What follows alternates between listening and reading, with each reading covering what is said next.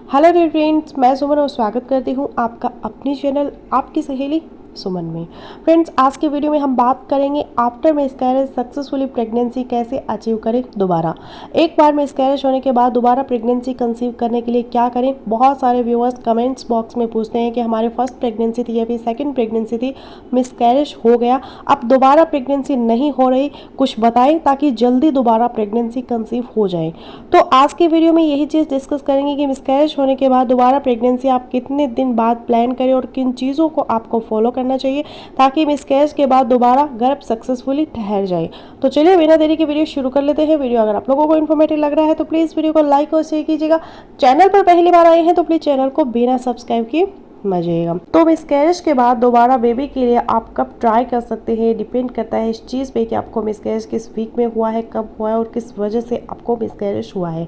अब यहाँ पे मिसकैरेज है वो दो तरह के हो सकते हैं। एक तो मिसकैरेज वो होते हैं जो फर्स्ट ट्राइमेस्टर के अंदर ही हो जाते हैं, पहले 3 माह के अंदर ही बच्चा ख़राब हो जाता है। और दूसरा मिसकैरेज वो होता है जो सेकेंड ट्राइमेस्टर के अंदर होता है। ऑलमोस्ट 50% मिसकैरेजेस पहले 3 माह के अंदर ही हो जाते हैं और इनमें से भी जो ज़्यादातर केसेस है वो क्रोमोसोम एब्नॉर्मलिटीज़ की वजह से होते हैं। बच्चे के अंदर क्रोमोसोम इफेक्ट होता है, एग के अंदर या फिर स्पर्म के अंदर क्रोमोसोम इफेक्ट होते हैं, जिसकी वजह से बच्चा सही तरह से बच्चेदानी की दीवार के साथ नहीं जुड़ता, ग्रो नहीं कर पाता और मिसकैरेज हो जाता है। ऐसे मिसकैरेजेस ये अनहेल्दी प्रेगनेंसी होती है जो नेचर की तरफ से आपकी बॉडी से एक्सपेल कर दी जाती है।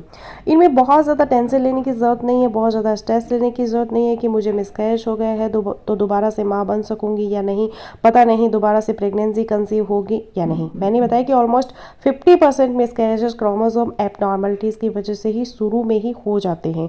और इवन कि कुछ मिसकैरेजेस तो ऐसे होते हैं कि जिनका आपको पता भी नहीं चलता और आपके मेंसेस के दौरान ही आपको हैवी ब्लीडिंग होती है, तो एक्चुअली वो आपका मिसकैरेज ही होता है। ये जो केसेस होते हैं पहले 3 माह के अंदर जो मिसकैरेजेस होते हैं, आपने अक्सर देखा होगा कि आपने प्रेगनेंसी कंसीव कर ली, प्रेगनेंसी की सिम्टम्स भी दी, प्रेगनेंसी का टेस्ट भी किया, वो भी पॉजिटिव आ गया। उसके बाद जब आपने डॉक्टर के पास आप गए तो डॉक्टर ने अल्ट्रासाउंड किया, तो अल्ट्रासाउंड में आपके डॉक्टर ने आपको बताया कि जो बेबी है वो नज़र नहीं आ रहा, एम्प्टी सेक है, फीटल पोल या फिर हार्ट बीट नहीं है। उसके बाद आपको 2 या 3 हफ्ते वेट करवा के दोबारा बुलाया जाता है। फिर भी अगर बेबी नज़र नहीं आता, बेबी की हार्ट बीट नज़र नहीं आती, तो आपको बताया जाता है कि ये आपका मिस्ड अबॉर्शन है, मिस्ड मिसकैरेज है। ऐसी कंडीशन में या तो आपको खुद ब खुद ब्लीडिंग शुरू हो जाती है या फिर आपके डॉक्टर आपको कुछ टैबलेट देते हैं खाने के लिए या अंदर रखने के लिए, या फिर समटाइम्स डीएनसी का प्रोसीजर भी करना पड़ता है इस प्रेगनेंसी को अबॉर्ट करने के लिए। 6 से 7 हफ्ते का गर्भ होता है तो अमूमन डॉक्टर गोली से ही रिकमेंड करते हैं, उसी से ही ब्लीडिंग आपको शुरू हो जाती है। लेकिन अगर गर्भ इससे ज़्यादा दिनों का है तो फिर डीएनसी करनी पड़ती है। यहाँ पर ये चीज़ याद रखिए कि जब आप टैबलेट से अबॉर्शन करवाती है तो ये ज़्यादा पेनफुल होता है, इसमें क्रैम्प्स ज़्यादा पड़ते हैं, आपके पेट के अंदर ब्लीडिंग भी ज़्यादा होती है। कुछ महिलाएं ये समझती है कि डीएनसी ज़्यादा पेनफुल है, ज़्यादा तकलीफ देह है। डीएनसी व्यक्ति तौर पे थोड़ा सा तकलीफ देह का प्रोसीजर होता है, लेकिन डॉक्टर इसमें आपको साथ में पेन किलर देते हैं, आपको ड्रिप भी लगाई जाती है, आपकी ब्लीडिंग को कंट्रोल भी किया जाता है और बाद में ब्लीडिंग कम होती है। और जो मिसकैरेजेस लेट होते हैं, सेकेंड ट्राइमेस्टर के अंदर होते हैं, यानी पहले 3 माह के बाद होते हैं, उनकी भी कुछ वजह रीजंस हो सकते हैं। आपको इन्फेक्शन हो सकता है यूट्रस के अंदर, सर्विक्स के अंदर, वजाइना के अंदर, बच्चेदानी के अंदर एबनॉर्मलिटीज़ हो सकती है, बच्चेदानी का मुंह लूज हो सकता है जिसकी वजह से बच्चेदानी का मुंह टाइम से पहले खुल जाता है और आपका बेबी बाहर निकल जाता है और मिसकैरेज हो जाता है। कुछ और रीजंस भी हो सकते हैं मिसकैरेजेस के, जैसे कि हाई ब्लड प्रेशर है, शुगर है, थायराइड है, हार्मोन आपके डिस्टर्ब है, हार्मोनल इम्बैलेंस आपको है। तो एक्चुअली 24 हफ्ते से पहले जो भी गर्भ खराब होता है उसको मिसकैरेजेस में शामिल किया जाता है, क्योंकि 24 हफ्ते से पहले का बच्चा बाहर जिंदा नहीं रह सकता। अब बात कर लेते हैं प्रेगनेंसी दोबारा से कंसीव करने के लिए मिसकैरेज के बाद क्या करें, कब करें। तो मिसकैरेज आपको चाहे जिस भी वजह से हुआ है, डीएनसी की वजह से हुआ है, चाहे गोली की वजह से हुआ है या फिर अपने आप हुआ है, आपकी बॉडी के अंदर हार्मोनल चेंजेस तो आ गए। जिस तरह प्रेगनेंसी के हार्मोन्स बॉडी के अंदर बनते हैं, इसी तरह आपके अंदर प्रोजेस्टेरोन भी बना, एस्ट्रोजन भी बना, प्रोलैक्टिन भी बना और बॉडी के हार्मोन्स दोबारा रेगुलेट होने में भी, ठीक होने में थोड़ा टाइम लगेगा।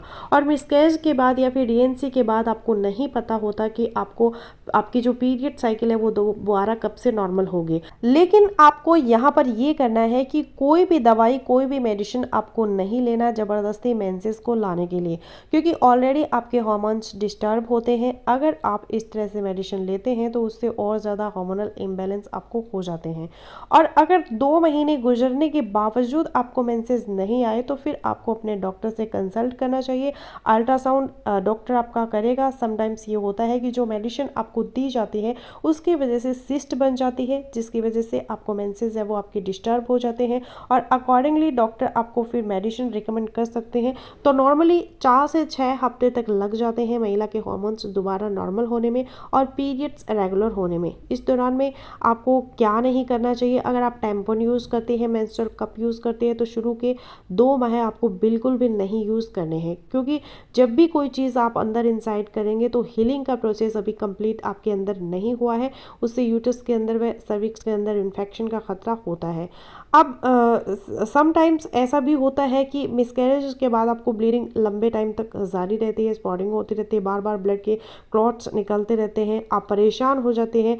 ऐसी कंडीशन में 15 दिन के बाद आपको ज़रूर से अपना एक अल्ट्रासाउंड करवाना चाहिए, ताकि ये देखा जा सके कि आपके अंदर कोई रेजिडुअल टिश्यू तो नहीं है, कोई क्लॉट तो अंदर नहीं रह गया। अब अगला जो सवाल महिलाएं पूछती रहती है कि क्या मिसकैरेज के बाद अपने हस्बैंड के साथ रिलेशन बना सकते हैं?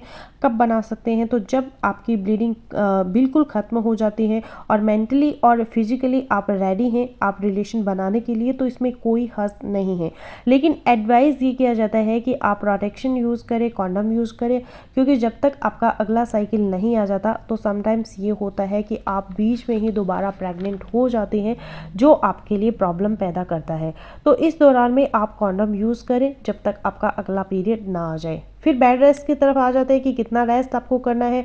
बहुत ज़्यादा बेड रेस्ट आपको नहीं करना है, हल्की फुल्की वॉक, हल्की फुल्की एक्टिविटी आप जारी रखें। अपनी डाइट पे खास तौर पर फोकस करें। वीकनेस नो डाउट कि आपको हो जाती है हार्मोनल टैबलेट की वजह से भी, ब्लीडिंग होने की वजह से भी, आपकी HB भी कम हो जाती है, आपकी भूख भी कम हो जाती है एंटीबायोटिक्स यूज़ करने की वजह से। तो अपने डाइट पे खास तौर पर फोकस करें। डाइट के अंदर आप दूध ले सकते हैं, सब्ज पत्ते वाले सब्जियां ले सकते हैं, फ्रूट्स इस्तेमाल कर सकते हैं, विटामिन B कॉम्प्लेक्स और कैल्शियम के सप्लीमेंट्स भी आप ले सकते हैं। अब दोबारा प्रेगनेंसी कंसीव करने के लिए आप कब ट्राई करें? अगर आपकी प्रेगनेंसी जो ख़राब हुई है 4 से 6 हफ्ते की थी, छोटा बेबी था, तो आप कम से कम 2 महीने का गैप करें। अपनी बॉडी को इतना टाइम दें कि आप फिजिकली और इमोशनली और आपके हार्मोन्स रेगुलर हो जाए, उसके बाद आप ट्राई कर सकते हैं। कम से कम 2 महीने का गैप दें। लेकिन अगर आपका जो रिपीटेड मिसकैरेज हुआ है, बार बार मिसकैरेज आपको हुआ है, आपका बेबी ज़्यादा बड़ा था, 10 से 12 हफ्तों का था, तब 3 महीने का गैप आपको ज़रूर से देना है नेक्स्ट प्रेगनेंसी प्लान करने से पहले। और फोलिक एसिड की टैबलेट आपको ज़रूर से लेनी है। मिसकैरेज के बाद अपनी अगली प्रेगनेंसी कंसीव करने से पहले ही फोलिक एसिड की टैबलेट आपको शुरू कर देनी है, बहुत ही ज़रूरी है। अर्ली प्रेगनेंसी के अंदर क्रोमोसोम एबनॉर्मलिटीज़ की वजह से जो मिसकैरेज होते हैं, बच्चे के अंदर डिफेक्ट आते हैं, उनसे बचने के लिए अगर मिसकैरेज किसी और वजह से हुआ है, आपको आपके थायराइड के हार्मोन डिस्टर्ब थे, ब्लड प्रेशर की वजह थी या फिर आपको शुगर थी, तो आपको अपनी अगली प्रेगनेंसी कंसीव करने से पहले ये सारी चीज़ें कंट्रोल करना बहुत ही ज़रूरी है। फिर HB ज़रूर से अपना करवाए, क्योंकि बार बार मिसकैरेज हुआ है तो आपकी HB ज़रूर ड्रॉप करेगी। और नेक्स्ट प्रेगनेंसी कंसीव करने से पहले आपकी HB को इम्प्रूव करें, एटलीस्ट 12 ग्राम तक अपनी HB को लेकर आए।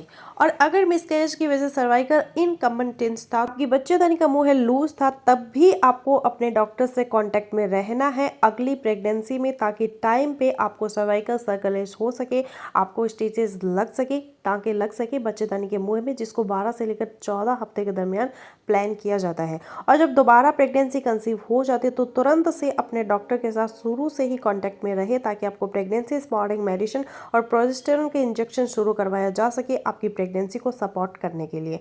तो फ्रेंड्स, बस यही था मेरा आज का वीडियो। मैं आशा करती हूँ मेरा आज का वीडियो आप लोगों के लिए यूजफुल रहेगा। मिलती हूँ नेक्स्ट वीडियो में, तब तक के लिए बाय बाय।